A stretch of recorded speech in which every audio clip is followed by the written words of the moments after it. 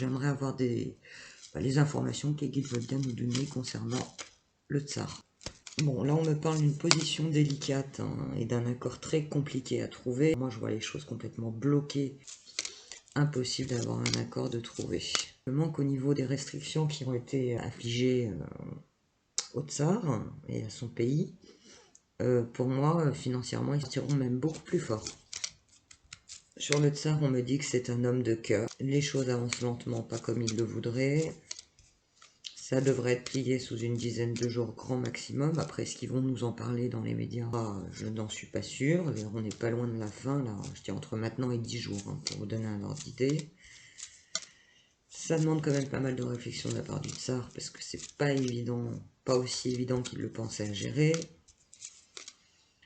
Mais derrière, j'ai un renouveau. Il y aura des annonces également qu'il fera, non seulement pour expliquer la fin du conflit, mais également pour donner par petites touches un certain nombre de vérités. C'est que beaucoup parlent du fait qu'il serait, je dis bien serait au conditionnel, malade. Donc j'aimerais regarder l'as de coupe, voilà, ça sent pas la maladie.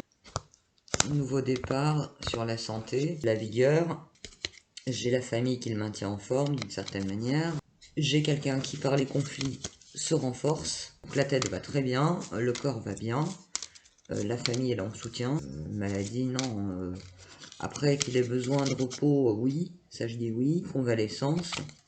Là j'ai le bien-être, j'ai la santé. Demandé par rapport au tsar et au macaron. Il peut y avoir une fuite, ou plutôt une tentative de fuite de la part de Macaron. Ouais, on essaie de planquer l'argent, on essaie de se barrer avec. Mais tout ça, ça va pas fonctionner. Il sera trahi, hein. Macaron sera trahi. Le voleur, la fuite, ça marche pas. Et on se retrouve coincé. Bon, ben là on parle bien de Macaron. Par rapport au conflit, à l'évolution du conflit, et des rapports entre le tsar et Macaron, ouais, c'est bloqué de chez bloqué, il n'y a pas d'entente. On s'aime tellement pas que s'il arrive quelque chose de désagréable à l'un ou à l'autre, l'autre s'en réjouit, hein, clairement. Voilà Macaron, d'accord, la petite chose fragile là. Et puis voilà le tsar. On n'est pas du tout dans les mêmes énergies. Là, on est dans une énergie de je t'embrouille, je suis gentil, de paraître. Et l'autre, on est dans l'action avec la tête froide, hein, bien posée sur les épaules. Hein. Ça n'a rien à voir. Une dernière information principale sur le tsar. On a beaucoup d'argent qui ressort. Hein. Finalement, le rapprochement avec la Chine aide énormément. Prospérité famille. Voilà ce que le tsar souhaite et fait tout pour son pays dans ce sens-là. Et il ne chutera pas. Hein.